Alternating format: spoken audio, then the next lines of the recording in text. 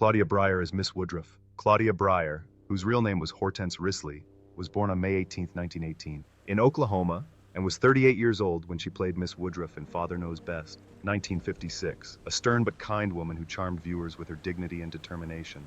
The role was a small one in Brier's television career, but it still demonstrated the mature, steady acting style she had cultivated throughout her life.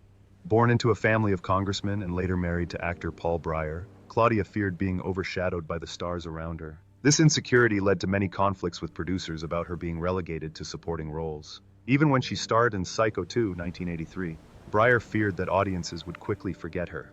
Her cold, reserved personality further alienated her colleagues, and her relationship with her son, musician Paul Brier, became strained because she could not accept his free-spirited lifestyle. Brier later became paranoid, believing that her former colleagues were conspiring to keep her from appearing on screen. Finally, on June 16, 2011, Claudia Brier died in Los Angeles at the age of 93. She left behind a net worth of approximately $200,000, mostly from supporting roles and a small savings account. Henry Kolk as Max. Henry Kolk was born on August 11th in New York City and joined Father Knows Best in 1955 at the age of 43. He plays Max, a strong, somewhat awkward but sincere character. Known for his brilliant wrestling performance as Bomber Kolkovich, Kolk brought a charming sense of humor to the screen, but his personal life was tumultuous and dramatic.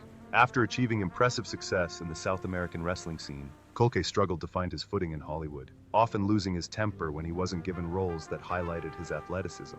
There was one incident where Kolk allegedly ruined a co-star's costume in a fit of rage or became so aggressive that he was banned from popular bars. His brief marriage also ended amid rumors of domestic violence and a child he never acknowledged in Mexico, further damaging his reputation. He continued to work on Riley's Life, 1953-58, and then Hennessy, 1959-62, sustaining his career with his charisma. On February 12, 1965, Kolk died suddenly of a heart attack while discussing a script at the age of 53.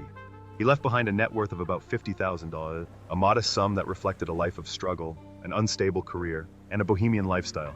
Roger Smith as Doyle Hobbs. Roger Laverne Smith was born on December 18, 1932, in Southgate, California, and was only 22 years old when he played Doyle Hobbs in Father Knows Best, 1956.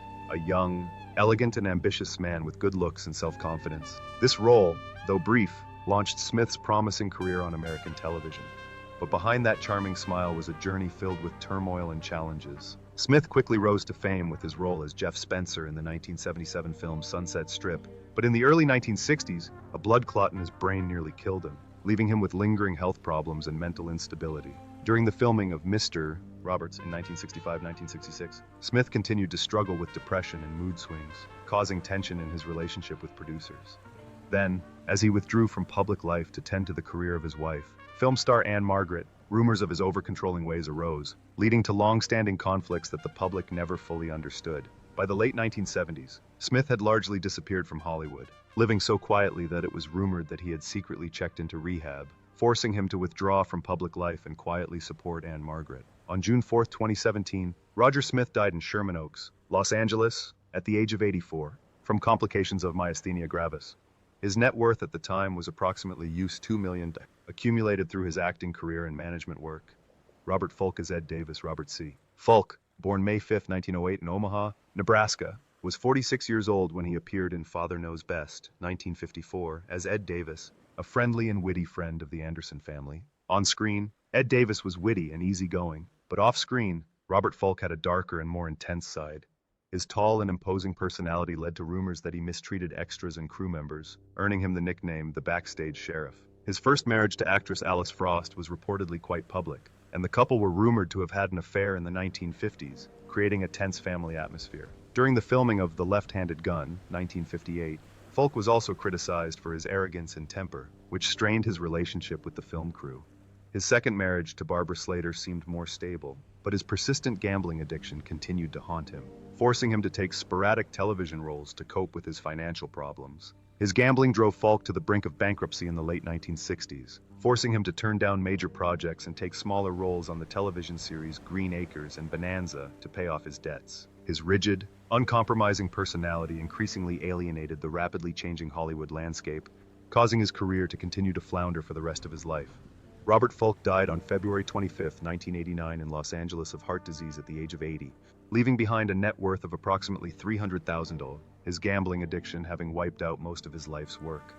Eleanor Donahghue as Betty Anderson. Eleanor Donahghue was born on April 19, 1937, in Tacoma, Washington. She made her screen debut in 1954. At the age of 17, as Betty Anderson, the smart, charming eldest daughter of Best, the ideal of the American girl of the 1950s, the role catapulted her to fame.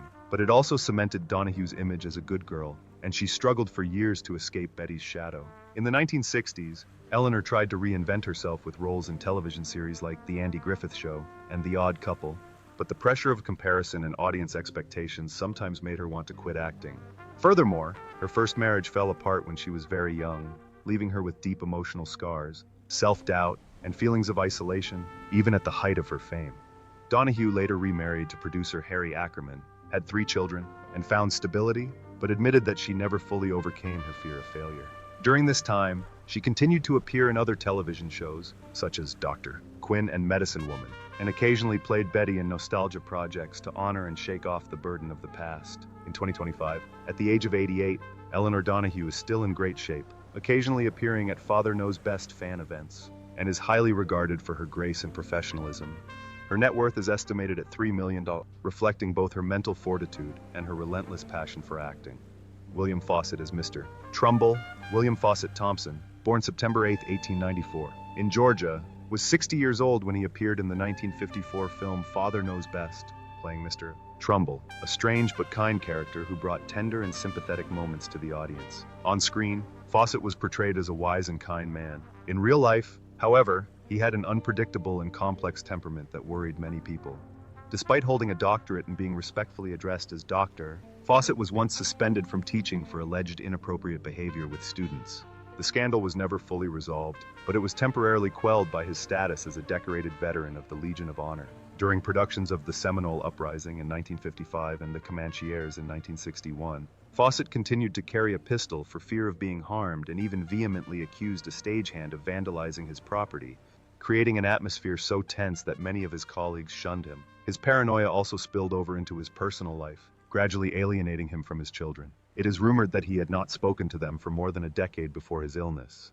Despite appearing in hundreds of films and being best known for his role as Pete Wilkie in Fury, Faucet never had a close circle of friends, living a quiet life and always in a state of alert. On January 25, 1974, William Faucet died of heart failure in Sherman Oaks, California, at the age of 79. His net worth at the time was only about $150,000. He is buried at Roselawn Cemetery in Minnesota, next to the Veterans Memorial. Jane Wyatt Trungvi Margaret Anderson. Jane Waddington. Wyatt was born on August 12, 1910, in New Jersey, and grew up in a prominent Manhattan intellectual family. In 1954, at the age of 44, she landed the role of Margaret Anderson in the television series Father Knows Best, transforming her into a gentle, exemplary mother who was loved by millions of viewers. Margaret's image became a symbol of sacrifice and forgiveness, earning Wyatt 3 consecutive Emmy Awards and cementing her reputation in American television. However, Wyatt's life was marked by intense stress and pressure. At the height of her career, she publicly opposed the House Un-American Activities Committee, AUAC, and its communist witch hunt policies. This political stance led to her being unofficially blacklisted, boycotted, and losing many contracts, leading to financial crisis. These difficult years forced Wyatt to retreat to the New York stage, where she appeared in the play Autumn Garden with Frederick March, to maintain her passion for acting while quietly battling public pressure and damage to her reputation. Her seemingly perfect marriage to Edgar Bethune-Ward was also tumultuous. Political and religious differences caused periods of estrangement and distance between them, though they maintained the outward appearance of a close-knit family. Amidst these uncertainties, Wyatt continued to show her talent, playing Amanda Grayson, Spock's mother, in the Star Trek episode Journey to Babel, 1967, and then returning in Star Trek IV, The Voyage Home, 1986, a quiet affirmation of her professional worth despite setbacks and scandals. Towards the end of her life, Jane Wyatt suffered a mild stroke in the 1990s, but she quickly recovered and gradually withdrew from public life, living peacefully with her children and grandchildren. On October 20, 2006, she died peacefully in Bel Air, California, at the age of 96, leaving behind a net worth of approximately $4 million, including television and film contracts, as well as family investments. Vivy Janice is Myrtle Davis. Vivy Janice, whose real name was Vivian Audrey Jameson, was born on May 29, 1911, in Omaha, Nebraska, and was 43 years old when she played Myrtle Davis, a talkative but friendly neighbor, in the 1954 film Father Knows Best. Her character possesses a charming, humorous personality that leaves a strong impression on the audience. However, Vivy Janice's real life is full of uncertainties and unexpected dark corners hidden behind the smile on screen. After her first marriage to Robert Cummings broke up, Janice remarried actor John Larch, but the marriage was not a happy one. Rumors circulated of bitter arguments and even rumors of domestic violence, although no concrete evidence was ever produced. Jealousy and insecurity plagued Janice throughout her career, often causing her to refuse to work with younger co-stars for fear of losing the spotlight, leading to long-standing conflicts. During the making of The Ghost from 10,000 Miles, 1955, Janice constantly complained about her role and feeling left out, further eroding her self-esteem. Janice's once illustrious radio career faded as the industry favored younger artists. As a result, Janice felt lonely and ashamed at being overlooked. Even on the set of Father Knows Best, Janice loudly threatened to quit because she was unhappy with her airtime, creating considerable tension within the production team and further damaging her image. On September 7, 1988, Vivy Janice died in Los Angeles at the age of 77, ending a life marked by turmoil, struggle, and loss. At the time of her death, her net worth was only about $500,000, a sum she had accumulated through radio and television appearances and a few small stage roles, leaving behind a sad and unfortunate legacy. Ludvig Staceil, as Hans Ludvig Staceil, was born on February 12, 1883, in Austria, and was 71 years old when he played Hans in Father Knows Best, 1956, a quiet, intelligent European immigrant with sad memories of the war. On screen, Hans appears as a symbol of wisdom and optimism, but behind his elegant exterior, Staceil suffered from numerous psychological traumas after escaping from Nazi Germany, being imprisoned several times in Austria before successfully escaping to America. During his early years in Hollywood, Staceil was quite frail and played only supporting roles, even after he had established himself on the Berlin stage. Even after the success of Casablanca 1942, he remained deeply insecure, to the point that his colleagues rumored that he was paranoid, narrow-minded, and distrustful of those around him. Although he later starred in The Pride of the Yankees, 1942, and You Me, Lady, 1953, Staceil could not escape his fear of betrayal, which made him short-tempered, prone to fits of temper, and prone to swearing in German on set. Towards the end of his life, Staceil became increasingly reclusive, avoiding interviews because he believed the press was conspiring to distort his past. Although the public still remembers his catchy advertising slogan, "I am an old winemaker," this isolation cost him many friends, and he reportedly lived a reclusive life in his Beverly Hills home, speaking only to a few close relatives. On January 29, 1973, Ludvig Staceil died of natural causes related to old age, at the age of 89, just 2 weeks before his 90th birthday. His remains were cremated at Hollywood Forever and returned to Vienna, closing a courageous life. His net worth at the time was about $100,000, a modest sum given his long-standing but significant contributions to America. Harry Hickox is Verl Carson. Harry Milton Hickox was born on October 22, 1910, in Big Spring, Texas. At age 44, he played Verl Carson in Father Knows Best, 1955, a quiet and trustworthy neighbor who was always willing to help the Anderson family. On screen, audiences loved him for his gentle and sincere appearance, but off-screen, Hickox had a tumultuous personal life, a stark contrast to the warm image he portrayed. Throughout his career, Hickox dreamed of conquering Broadway, but he faced bitter failures that left him feeling resentful and dissatisfied. In the 1960s, while managing a local theater company, he faced fraud charges, and although he was never formally convicted, these scandals severely damaged his reputation. During the production of the musical The Music Man, 1962, his temper and alcoholism led to heated arguments with the director, and he was sometimes thrown out of rehearsals for aggressive behavior, negatively affecting his reputation in the industry. His marriage to Mary Louise McConnell, which lasted 50 years, also suffered. These public breakups, along with a rumored affair with a young jazz singer, gave Hickox a reputation for being unfaithful and emotionally indifferent. He promised to leave his wife for a new one, but never did, adding to the tension in his family. When he appeared in The Ghost and Mr. Chicken, 1966, Hickox had to put aside his personal scandals to play the role, but the scars on his reputation never really healed.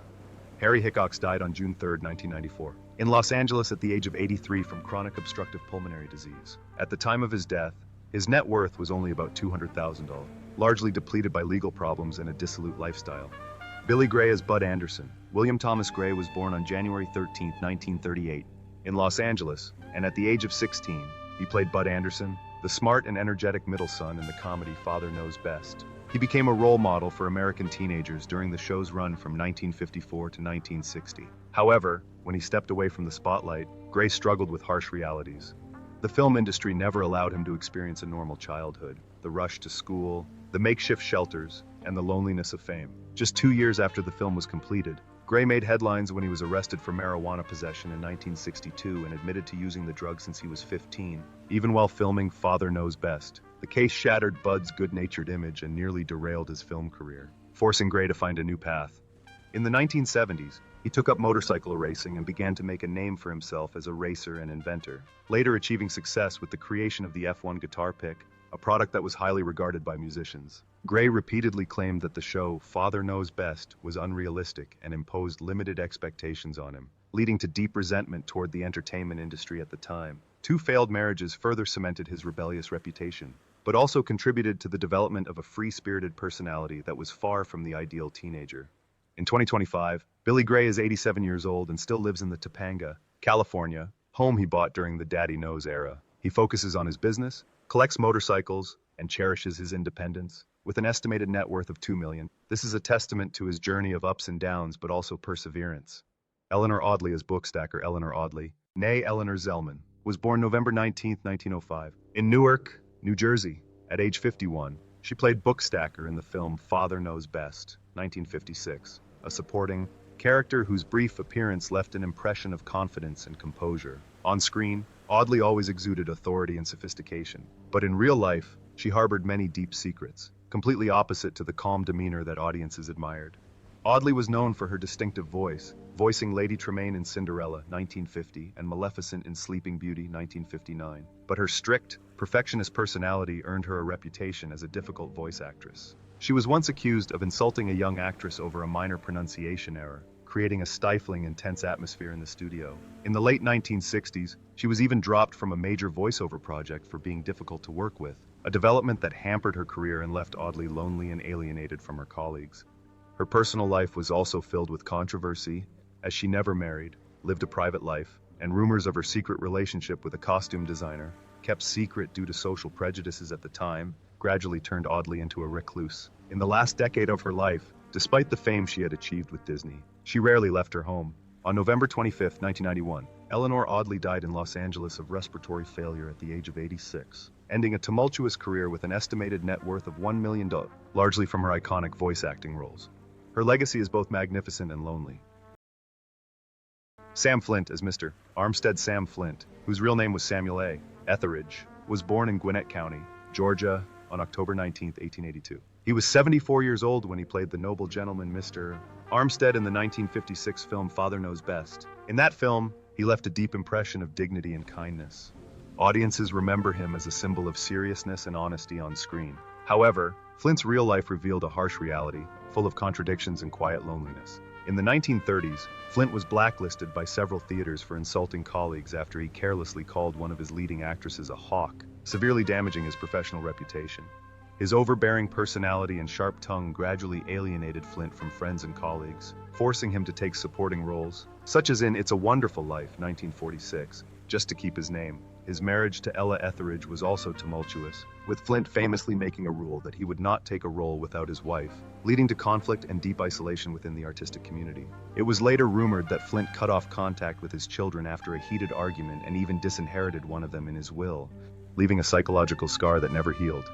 He lost most of his close friends, leaving only skeptics in supporting roles, such as his final performance in the play Head, 1968, with the Monkees, a feeble attempt to recapture his former fame. On October 17, 1980, Flint died in Los Angeles, just 2 days before his 98th birthday, of undisclosed causes. His net worth at the time was estimated at $100,000, reflecting his turbulent career and reclusive lifestyle. Donald Curtis as Eddie Gilbert. Donald Curtis was born on February 27, 1915, in Spokane, Washington, and joined Father Knows Best in 1954 at the age of 39 as Eddie Gilbert, a sophisticated, self-assured character who in part reflected his own complicated life. Curtis began his career as an academic, then became an actor and preacher, building both an artistic career and a controversial spiritual movement. After leaving the film industry, Curtis, whose real name was Curtis D. Rudolph, sought out relationships with leading spiritual cults but was accused of manipulating and exploiting the faith of his followers to raise large sums of money for the Universal Consensus Conference. He is also said to have led a failed spiritual retreat in the Mojave Desert that left several people dead, although he was never formally charged. As an actor, Curtis appeared in the 1947 Broadway play Caribbean Carnival and in the 1950 television series Detective's Wife, but his temper, such as walking off set and calling the director a psychotic child, alarmed producers. Despite his calm philosophy, Curtis was prone to anger and often contradicted his own teachings. According to friends, he died in 1997 at the age of 82 of undisclosed causes, leaving behind an estimated $200,000 fortune, amassed through acting and religious work, and a legacy that was both admired and disputed.